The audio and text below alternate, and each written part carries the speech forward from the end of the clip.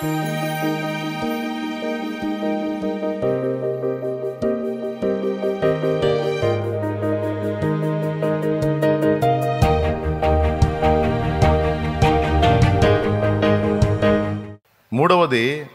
బాప్తిస్మం పొందినవాడు దేవుని ఆజ్ఞకు విధేయత చూపాడు. నమ్మి బాప్తిస్మం పొందువాడు రక్షింపబడును అంటే మర్యాదగా బాప్తిస్మం పొందమని ఆయన ఇచ్చిన ఆజ్ఞకు విధేయత చూపాడు. మూడవది, ఆజ్ఞ పాటించాడు. నాలుగవది, తన విశ్వాసాన్ని క్రియలో వ్యక్తపరిచాడు. నేను యేసు ప్రభుని విశ్వసిస్తున్నాను, ఆయన నా పాపముల కొరకు చనిపోయి తిరిగి లేచాడు, దీన్ని నేను నమ్ముతున్నా అని తన విశ్వాసాన్ని ఈ బాప్తిస్మము అనే క్రియ ద్వారా వ్యక్తపరుస్తున్నాడు. 4, ఐదవది, బాప్తిస్మం పొందువాడు యేసు నా రక్షకుడని బహిరంగ సాక్ష్యమిస్తున్నాడు. యేసు నా రక్షకుడని బహిరంగ సాక్ష్యమిస్తున్నాడు. పాపముల నుండి క్షమాపణ పొందుతున్నాడు, పాప క్షమాపణ పొందుతున్నాడు. ఇది అపోస్తలుల కార్యము 2:38 చూడొచ్చు. వారు హృదయమందు పొడవబడిన వారై, సహోదరులారా మేమేమి చేతుము, రక్షణ పొందుటకు మేమేమి చేతుము అని అడిగినప్పుడు పేతురు, మీరు మారు మనసు పొంది పాప క్షమాపణ నిమిత్తము ప్రతివాడు యేసుక్రీస్తు నామమున పాప క్షమాపణ నిమిత్తము అన్నాడు. బాప్తిస్మం పొందాలి, పాప క్షమాపణ నిమిత్తం బాప్తిస్మం పొందాలి. అంటే బాప్తిస్మం పొందితే పాపములు క్షమించబడతాయి. పొందితే క్షమించబడతాయి అంటే పొందనివి పొందకపోతే, బాప్తిస్మం పొందకపోతే క్షమించబడవు. మరి డేంజర్ కదా. ఒక మనిషి తన యవన ప్రాయం మొదలుకొని ఈ దశ వరకు ఎన్నో పాపాలు చేస్తుంటాడు. ఊహ తెలిసిన దగ్గర నుంచి ఇప్పటిదాకా ఎన్నో పాపాలు, విచ్చలవిడి జీవితం, మంచి చెడ్డ ఉచ్చనీచాలు ఎరగనటువంటి బ్రతుకులు కొంతమంది బ్రతికారు.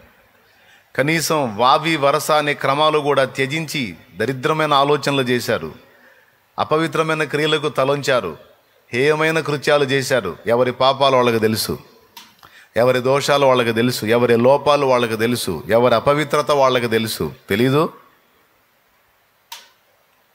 ఇవన్నీ దేవుడికి కూడా తెలుసు. నువ్వు చేసినవి నీకు తెలుసు, నీ మనస్సాక్షికి తెలుసు. రెండవది దేవుడికి తెలుసు. Praise the lord, hallelujah. So నీ మనస్సాక్షి ఎప్పటికే పొడుస్తూ ఉంది నిన్ను. నువ్వు ఇన్ని రకాల బతుకులు బతికావు, ఇంత చండాలపు క్రియలు చేసావు. నువ్వు బాప్తిస్మం పొందిన వాని పాపములు క్షమించబడతాయంటే పొందనోడి పాపాలు, ఎవరి పాపాలు వాళ్ళకి తెలుసు, నీకు తెలుసు, మీ మనస్సాక్షికి తెలుసు, దేవుడికి తెలుసు. దాచిపెట్టేది ఏమైనా ఉందా? కాబట్టి బంపర్ ఆఫర్ కదా, మామూలు ఆఫర్ కాదు, బంపర్ ఆఫరు. ఎంతోమందికి ముఖ్యం. ఒకడన్నా నీ పాపాలు నేను మోస్తానని అన్నోడు ఉన్నాడా? ఒక్కరన్నా నీ పాపాల కోసం ఇదిగో నేను ప్రాణం పెట్టాను అన్నోడు ఉన్నాడా? లేడు. కానీ ఇక్కడ యేసు ప్రభు ఇదిగో నీ పాపముల కొరకు నేను నా ప్రాణం పెట్టి తిరిగి లేచానని మనల్ని పిలుస్తున్నాడు. ఆయన ఇంత అద్భుతమైనటువంటి రక్షణ, ఇంత గొప్ప రక్షణ మనం నిర్లక్ష్యం చేస్తే ఎట తప్పించుకుంటాం?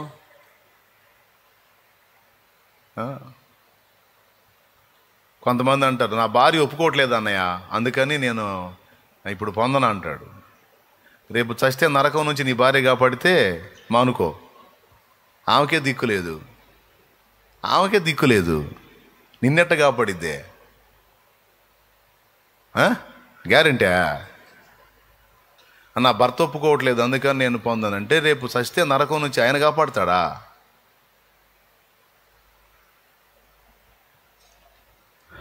దేవుడి విషయంలో, రక్షణ విషయంలో ఎవరి నిర్ణయం వాళ్ళదే. ఇక్కడ దేవుని విషయం దగ్గరకు వచ్చేటప్పటికి తల్లి, తండ్రి, అన్న, తమ్ముడు, భార్య, భర్త, పిల్లలు, తల్లులు, వీటన్నిటికంటే నెంబర్ 1లో దేవుడే ఉండాలి. నేను నీ భార్యనే అంటే నీకంటే ముందు నాకు దేవుడు. నేను నీ భర్తనే, నీకంటే ముందు నాకు దేవుడు. నీ భర్తనే, భర్త అయితే సత్య కాపాడుతావేంది? సావకుండా ఆపుతావా? చెప్పు. చక్కగా నేను చచ్చానంటే ఇంకో పెళ్లి చేసుకుంటావు, దుర్మార్గుడా. నీ బతుకు నాకు తెలీదు. దేవునికి స్తోత్రం, హల్లెలూయా.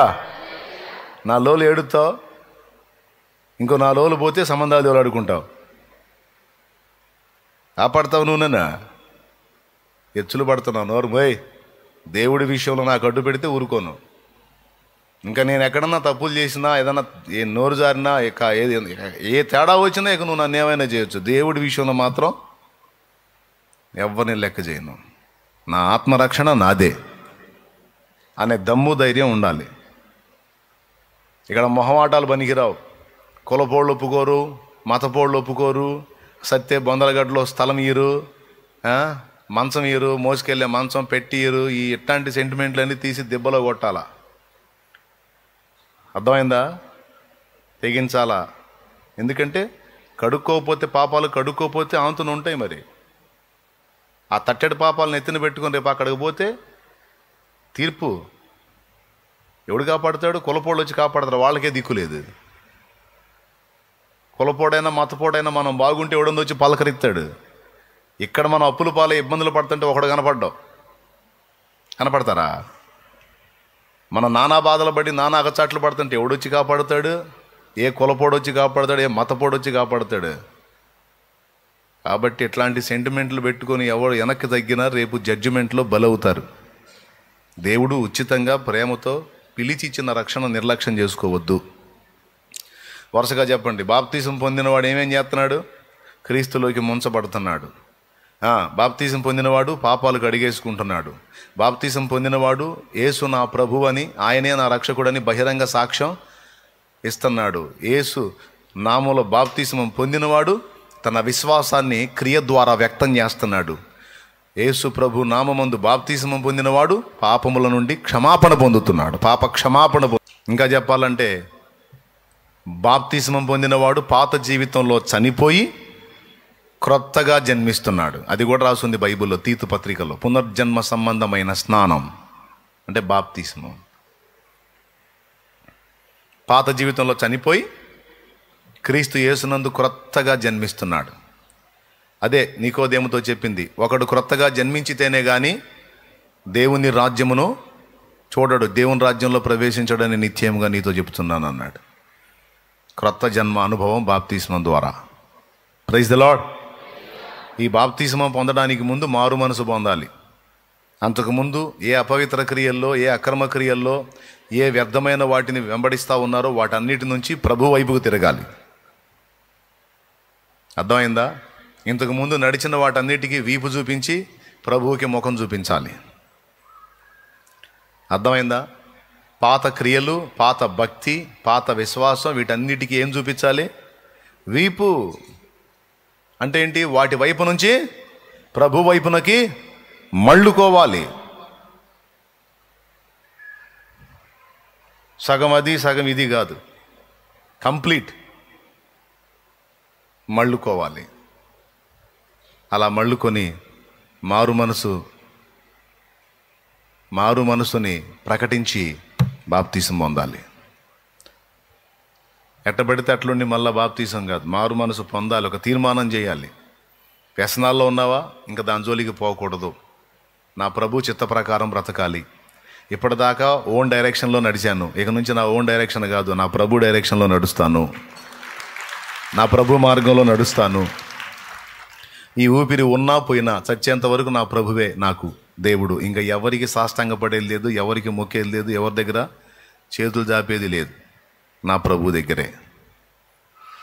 Praise the Lord. హల్లెలూయా. అంతే.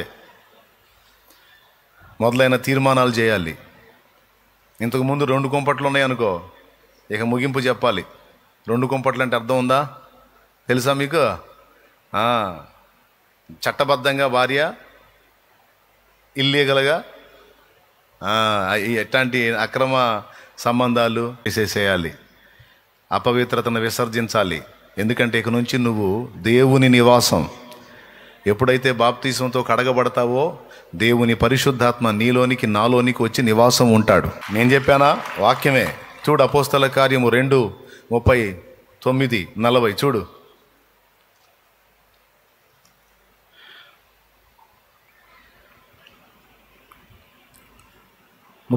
వచనం.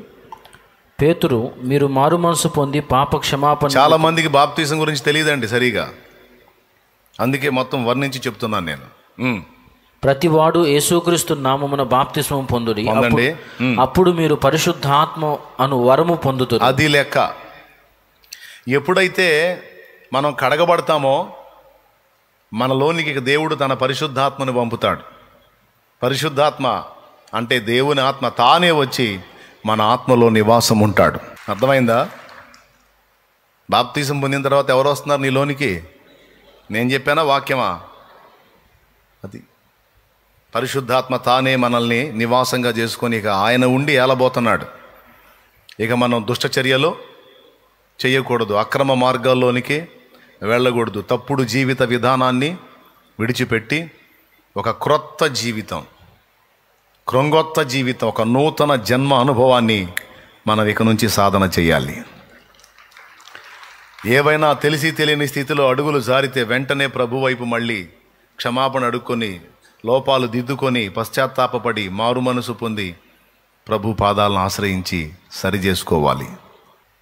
కొంతమందిని నేను ప్రశ్నించాను. బాప్తీసం తీసుకోవటానికి నీళ్లలోకి వచ్చినప్పుడు నేను అడుగుతా, భలే హాస్యాలు జరుగుతాయి అక్కడ, పిచ్చ కామెడీ జరుగుద్ది. ఒక తల్లిని అడిగా, ఎందుకు తీసుకుంటున్నావు బాప్తీసం అని. ఇంతసేపు ప్రసంగం చేసి ఎందుకు తీసుకుంటున్నావు బాప్తీసం అంటే నేనేం ఆశిస్తా సమాధానం? అయ్యా పాపాలన్నీ కడుక్కోవటానికి అయ్యా, పాప క్షమాపణ నిమిత్తం అయ్యా, ప్రభు రాజ్యంలో చేరటానికయ్యా అనే సమాధానాన్ని ఆశిస్తా.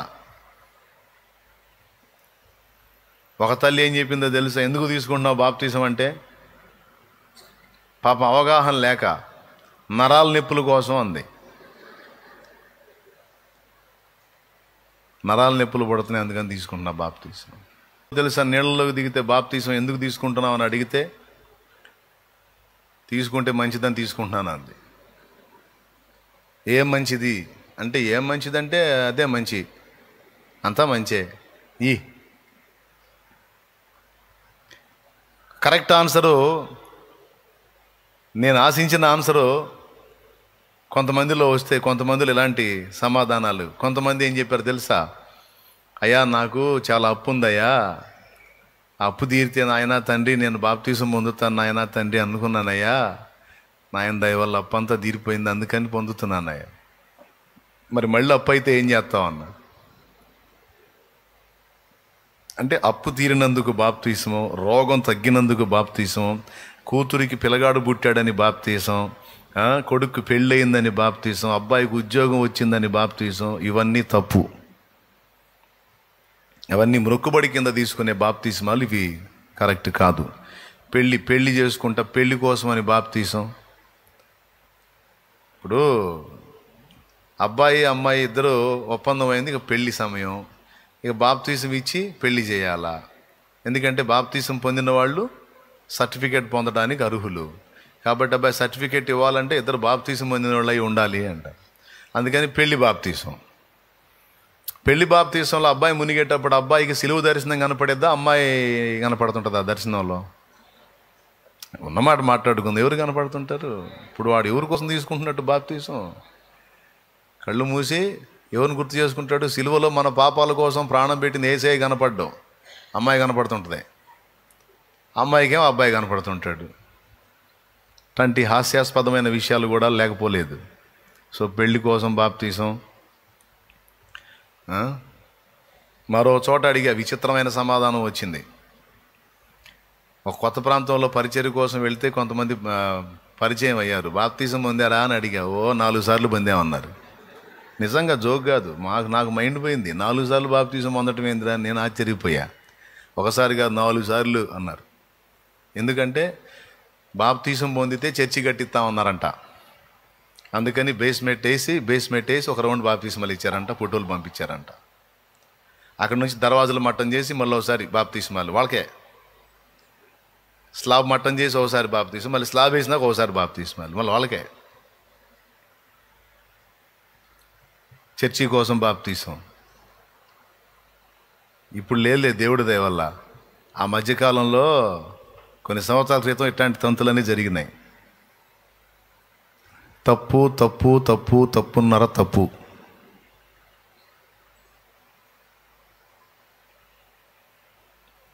ఒక తమ్ముడు నీళ్ళల్లోకి వచ్చి అడుగుతున్నాడు, బాప్తీసం ఎందుకు తీసుకుంటున్నావు అని నేను అడిగితే, మానాలని నేను తిప్పలు పడ్డది, మానుకోలేకపోతున్నాను, మంద తీసుకుంటే నన్ను మానుకుంటానని తీసుకుంటాను అన్నాడు. చూసారా? అయ్యా, మానుకొని తీసుకుంటున్నావా లేకపోతే మానుకుందావా అని తీసుకుంటున్నావా అని అంటే, తీసుకుంటేనన్నా మానుకుంటానని అంటే ఇంకా వదల్లా. దావీదు పాష గారు ఒక ఆయన అడిగాడు, బాప్తీసం వరుసగా ఇచ్చేటప్పుడు నీళ్ళల్లో వస్తారు కదా వరుసగా క్యూలో, ఆ వచ్చేవాళ్ళు ఒక ఆయన అడిగాడు, ఎందుకు తీసుకుంటున్నావు బాప్తీసం అని. నీకు తెలియదు ఏందన్నాడు.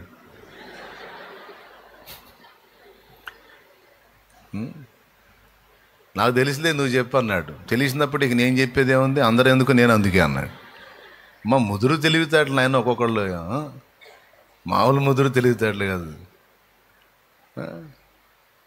అందరితో వదిలేట, ఎవరైనా తెలియని వాళ్ళు పెట్టారు ఏంది ఎడా అంటున్నాడు. ఎంత జ్ఞానమో! ఈ జ్ఞానం చెప్పేటప్పుడు బాగా మైండ్ పెట్టింటే బ్రహ్మాండంగా ఉంటుందిగా. అప్పుడు వినరు. దయచేసి మీరు అట్లాంటి సమాధానాలు చెబుతారా? దండం.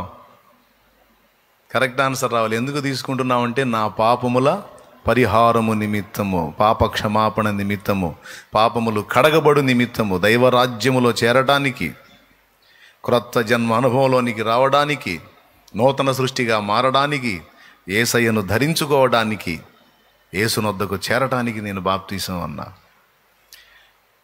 అప్పులు తీరతాయనా, నొప్పులు తగ్గుతాయనా, అనుకున్నవి జరుగుతాయనా, కోరిన కోరికలు తీరుస్తాడనే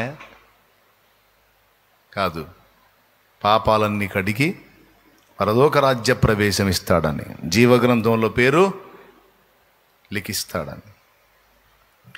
చెప్పిన సమాధానాల్లో ఒక్కడి చెప్పినా తృప్తి నాకు. పాపక్షమాపణ నిమిత్తం, పరలోక రాజ్య ప్రవేశం నిమిత్తం, నరకాగ్ని నుండి విమోచింపబడటానికి, తప్పించబడటానికి. ఘోర నరకం కదండి మరి, లేకపోతే అగ్ని ఆరదు పురుగు జావదని చెప్పాలా బైబిల్లో? క్లియర్గా ఉంది చూడండి. ప్రకటన గ్రంథము 20వ అధ్యాయం 15వ వచనం చదవండి. బాప్తిస్మం పొందిన వాని పేరు జీవగ్రంథంలో రాయబడుతుంది, పొందని వాడి పేరు రాయబడదు. ఎవని పేరైనను జీవగ్రంథమందు వ్రాయబడినట్టు కనబడని ఎడల అబ్బా, వాడు అగ్నిగుండములో పడవేయబడును. ఎంత భయంకరమైన స్టేట్మెంట్ చూడు. ఎవని పేరైనను జీవగ్రంథమందు వ్రాయబడినట్టు చూడండి. తీయండి ప్రకటన గ్రంథము 20వ అధ్యాయము 15వ వచనం. తల్లి తీసి ఆ మాట అండర్లైన్ చేయి తల్లి. ప్రకటన గ్రంథం చివరి పుస్తకం అమ్మా, లాస్ట్ పుస్తకం, 20వ అధ్యాయం 15వ వచనం. ఆ మాట అండర్లైన్ చేయమ్మా. 20:15. ఎవని పేరైనను జీవగ్రంథమందు వ్రాయబడినట్టు కనబడని ఎడల వాడు అగ్నిగుండములో పడవేయబడిను. ఓకేనా? వ్రాయబడినట్ట బడనట్ట? వ్రాయబడినట్టు కనబడని ఎడల ఏమవుతాడు? వ్రాయబడితే నిత్య జీవం. ఎప్పుడు రాయబడిద్ది? అది ఇంత డేంజర్ ఉందని మొత్తుకొని చెప్పేది. చెప్పిన మాట వినండో, మీకు దండం పెడతాం, మారు మనసు పొందండో, బాప్తిస్మం పొందండో. ఎన్ని రకాలుగా దండాలు పెట్టి చెప్పినా ఒకళ్ళు ఎటకారం చేస్తున్నారు. 70 ఏళ్ళు వచ్చినాయి ఒక ఆమెకి. బాప్తిస్మం పొందుతావా పెద్దమ్మ? ఇంకా పొందవచ్చు కదంటే ఇప్పుడే ఇప్పుడు తొందర ఏముందిలే అంటుంది. ఒకళ్ళు కాదు, ఇట్లాంటి వాళ్ళు చాలామంది అయ్యారు. నాకు పెద్ద ఆయన ఉన్నాడు, 70 ఏళ్ళు వచ్చినాయి ఆయనకి కూడా. పొందుతావా బాప్తిస్మం, పాపాలన్నీ కడగబడి పరలోక రాజ్యం చేరుతావంటే పొందుదాం, తొందర ఏముంది? 70కి వచ్చాడు. ఇక అండర్స్టాండింగ్కి వస్తారో లేకపోతే ఇటు వదిలేస్తారో నాకు సంబంధం లేదు. చెప్పటం నా ధర్మం, వినకపోతే ఎవరి కర్మ? మీ కర్మ. ఎవరు అన్నారు మీ కర్మ అని? నా కర్మేం కాదు, విననోడి కర్మ. దేవునికి స్తోత్రం. చెప్పటం నా ధర్మం, వినకపోతే మీ కర్మం అంటున్నారు ఎవరో. ఆ డైలాగ్ నాది. దేవునికి స్తోత్రం. ఎందుకంటే నా కర్మే నేను పొందా. 4 ఆదివారాలు చర్చికి వెళ్ళింది. 5వ వారంలో అవకాశం వచ్చింది, నాకు వాక్యం అర్థమైంది, ఇంకెందుకు ఆలస్యం చేయాలి? కాబట్టి యేసు రక్తంలో ప్రతి పాపం కడుక్కొని క్రొత్త సృష్టిగా మారాలని నిర్ణయించుకున్నా. అంతకుముందు అన్ని వ్యసనాలు, అలవాట్లు అన్నీ ఉండే, వాటన్నిటిని ముందు వదిలేసుకున్నా. సిగరెట్ తాగుతుండే, మద్యం సేవించుతుండే, ఫ్రెండ్స్ స్నేహాలతో అల్లరి చిల్లరి చేష్టలు చేస్తుండే, అన్నిటికీ ఫుల్ స్టాప్. ముందే బాప్తీసం పొందినా కాదు, పొందక ముందే డిసైడ్ చేసి అవన్నిటిని కూడా బ్రేక్ చేసి పోయి బాప్తీసం ముందే. అంతకుముందు విగ్రహారాధన చేస్తుండే, అది కూడా బ్రేక్ చేశా. ఎందుకంటే నిజమైన దేవుడు ఎవరో, నా పాపముల కోసం ప్రాణం పెట్టి తిరిగి లేచిన వాడెవరో నాకు గ్రంథంలో అర్థమైంది. ఇంకెందుకు ఆగాలి? ఇంకెందుకు నా కోసం ప్రాణం పెట్టని వారికి మొక్కాలి? ఇదిగో అరచేయి చూడండి, అరచేయి కర్పూరాలు ముట్టించి హారతులు చెంచాలు స్పూనుల్లో కాదు, అరచేతులు కాల్చుకొని అరచేతులు ఇచ్చా. వాడు జూమ్ చేస్తే కనపడుద్ది. మీకు కనపడుతుందా? ఇక్కడ కనపడుతుందా? ఎంతమంది కనపడుతుంది? ఒకసారి కాదు, 2 సార్లు కాల్చుకున్నా చెయ్యి. భక్తి. స్వామి ఏసై దగ్గరికి వచ్చాను, ఏసై చేతులు కాల్చుకోమల్లా, మూతులు కాల్చుకోమల్లా. నాకు 5 అని ఏం చెప్పాలా? మారు మనసు పొందు, పాప జీవితాన్ని విడిచిపెట్టు అన్నాడు.